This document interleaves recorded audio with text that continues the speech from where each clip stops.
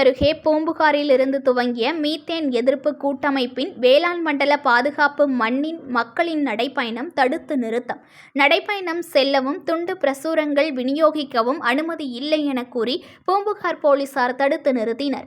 மயிலாடுதுறை மாவட்டம் சீர்காழியை அடுத்த பூம்புகாரில் இருந்து தஞ்சை நோக்கி மீத்தேன் எதிர்ப்பு கூட்டமைப்பு சார்பாக வேளாண் மண்டல பாதுகாப்பை உறுதி செய்வோம் என்பதை வலியுறுத்தி பிரச்சார விழிப்புணர்வு நடைப்பயணம் இன்று துவங்கியது.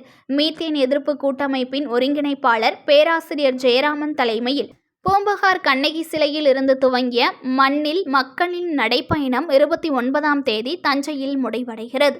இந்நிலையில் துவங்கிய நடைப்பயணத்தை பூம்புகார் கடைவீதியில் போலீசார் தடுத்து நிறுத்தினர். பல்வேறு கிராமங்கள் வழியே நடைப்பயணமாக சென்று மாலை சீர்காழியில் பொதுக்கூட்டம் நடைபெற இருந்தது. இந்நிலையில் நடைப்பயணமாக செல்லக்கூடாது எனவும் விழிப்புணர்வு துண்டு பிரச்சுரங்கள் வழங்கக்கூடாது எனவும் கூறி பூம்புகார் போலீசார் அனைவரையும் தடுத்து நிறுத்தினர். இதனால் சலசலப்பு ஏற்பட்டது. தகவல் அறிந்து வந்த சீர்காழி காவல்துறை கண்காணிப்பாளர் ராஜ்குமார் பேச்சுவார்த்தை நடத்தினார்.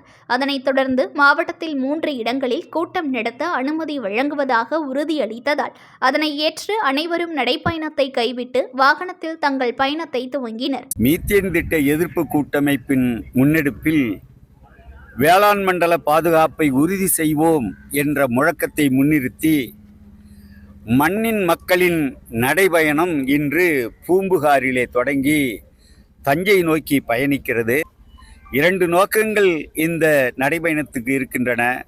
ஒன்று, மக்களிடம் சில செய்திகளை நாங்கள் கொண்டு செல்ல வேண்டியிருக்கிறது. இரண்டாவதாக, தமிழ்நாடு அரசிடம் சில கோரிக்கைகளை நாங்கள் வலியுறுத்துகிறோம். News1 தமிழை லைக் பண்ணுங்க, கமெண்ட் பண்ணுங்க, ஷேர் பண்ணுங்க, மறக்காம சப்ஸ்கிரைப் பண்ணுங்க.